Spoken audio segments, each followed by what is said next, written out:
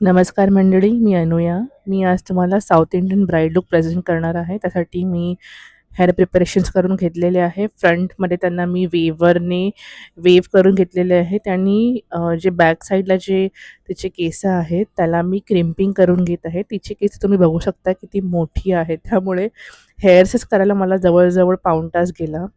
पूर्ण hair crimping झाल्यानंतर मी जे फ्रंट आहे ते पूर्ण टाय करून त्याची ब्रेड करून घेतलेली आहे. आता तिला मी ड्रेपिंग करत आहे.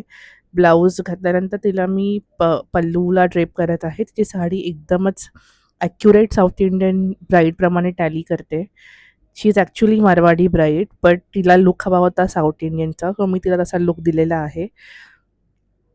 प्रॉपर ड्रेपिंग केल्यानंतर तिला एकदम फिट ड्रेपिंग हवी होती, सो अकॉर्डिंगली तिला मी ड्रेप करून दिलेलं आहे. ज्वेलरी घातलेली आहेत, इयरिंग्स घातलेले आहेत. सगळं केल्यानंतर तिला मी प्रायमर लावलं, मॉइश्चरायझर म्हणजे जे स्किन प्रिपरेशन्स आहेत ते सगळ्या गोष्टी केलेल्या आहेत. आणि तिला आता मी कन्सिलरला तिला तिकडे पण एरियाला अटेन्शन करायचं आहे. तिकडे मी तिचे कन्सील करून घेत आहे. कन्सिलिंगच्या वेळी तिच्या फेस टोनच्या एक शेड डार्कर शेड मी घेतलेला आहे आणि पूर्ण ओव्हरऑल तिच्या फेसवरती मी लावून घेतलेला आहे. तिला डिस्कलरेशन होतं, ॲक्ने मार्क्स होते, तिकडे सगळीकडे मी तिला कन्सिलर लावून घेतलेला आहे. त्यानंतर मी एक शेड लायटर फाउंडेशन घेऊन तिच्या ओव्हरऑल फेसवरती अप्लाय केलेलं आहे.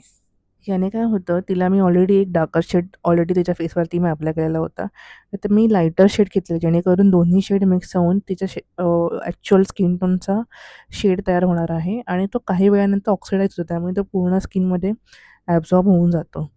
तुम्ही बघत आहात की मी कशाप्रकारे त्याला अप्लाय केलेलं आहे. फाउंडेशन झाल्यानंतर मी लूज पावडर घेऊन फेसमध्ये पूर्ण बेकिंग करत आहे. थोडी पावडरची क्वांटिटी जास्ती वापरत आहे, कारण आम्हाला लाँग टाईम मेकअप हाच ठेवायचा होता. त्यामुळे बरोबर नाही जास्त वेळ ठेवल्यानंतर तो बरोबर ऑक्सिडाइज होतो आणि स्किनमध्ये ॲब्झॉर्ब होऊन जातो. पूर्ण फेसला मी प्रॉपर बेक केलेलं आहे युजिंग लूज पावडर. इनसाईडची पावडर मी यूज केलेली आहे. आता मी लाईट ब्राऊन कलर घेऊन तिच्या आईज एरियामध्ये ट्रान्झिशन एरिया जो आहे तिकडे प्रॉपर ब्लेंड करून घेत आहे. लाईट ब्राऊन, डार्क ब्राऊन आणि ब्लॅक कलर तिघांचं कॉम्बिनेशन यूज करून तिच्या आईजवरती पूर्ण आय कलर केलेला आहे आणि तो एकत्रित ब्लेंड करून प्रॉपर त्याला फिनिशिंग देत आहे. दोन्ही आईजला मी सेम लूक केलेला आहे. Blending is very important while doing eye makeup. त्यामुळे ते सेपरेट नाही वाटणार. सो ती काळजी घेऊन आपल्याला आय मेकअप करायचा आहे. सो ऑल ओव्हर 360 डिग्री तिला पूर्ण तो लूक चेक करायचा आहे. जे पण काही एक्सेस डोळ्याच्या खाली असेल त्याला तुम्ही ब्रशने डस्ट करून टाकायचं आहे. नंतर मी कॉन्टोरिंग करत आहे.